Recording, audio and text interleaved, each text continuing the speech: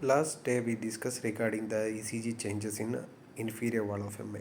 So what is ECG? So ECG, you have to remember the person who invented ECG is William Einthoven in the year 1903. Okay.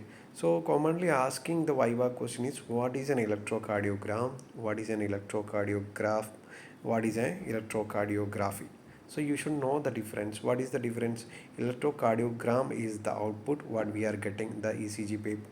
Okay, after taking the recording the electrical activity of the heart. Okay, so what is electrocardiograph is the machine that we are applying the ECG leads over the patients, then we are getting the ECG. So electrocardiography is the process or the procedure or the technique is called as electrocardiography. How will you get a 12 lead ECG? To get a 12 lead ECG, you should have to apply 10 leads or 10 cables to the patients. Okay, so what are these 10 cables? 4 are standard limb leads, and 6 is chest or precordial leads, which is applying over the chest of the patients. So, what are these 4 standard limb leads? So, you know there is the color coding is there. You have to apply on the right hand, then right leg, left arm, left leg. These are the 4 limb standard limb leads. Okay, so then where you apply, we know the color coding. On the right arm it should be a red, right leg it should be black, left arm it should be yellow, and left leg is green. So right leg is always considered as neutral.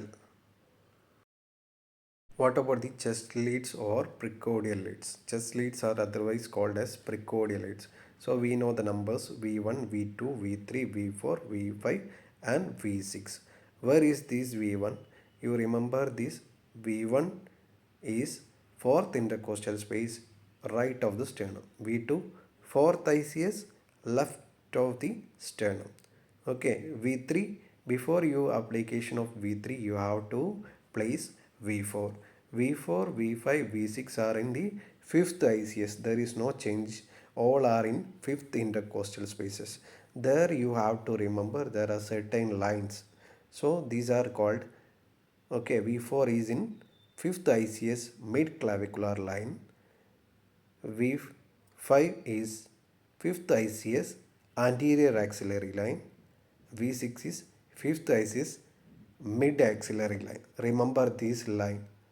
Okay, so V3 you have to place in between V2 and V4. This is the placement of precordial leads.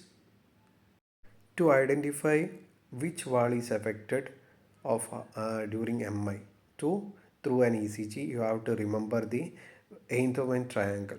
Basically Einthoven triangle it should be in the middle only, but for your convenience, for your effective teaching, I drawn just like the application of the ECG lead. Okay, so you have making, we know right leg is always neutral, that's why there is no vector is coming. So you have this, you will get a this kind of triangle when we draw. But in case of if we are going through a Einthoven triangle, it should looks different.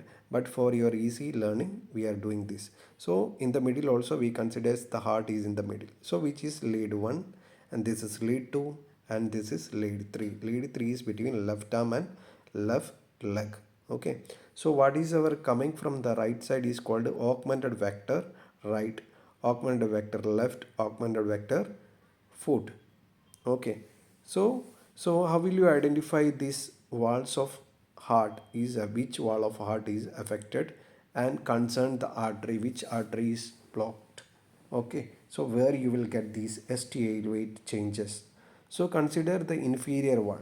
Okay, so inferior wall is the lower portion. So what is the vectors coming on the lower portion? While looking at the Einthoven triangle, you will be able to see the 2 3 AVF is in the just below the center. So these are the cameras, it is pointing toward the inferior portion of the heart. So it is identifying. So whenever you are try to get the ECG lead, so remember this Einthoven triangle. So which artery is blocked? RCA, so right coronary artery.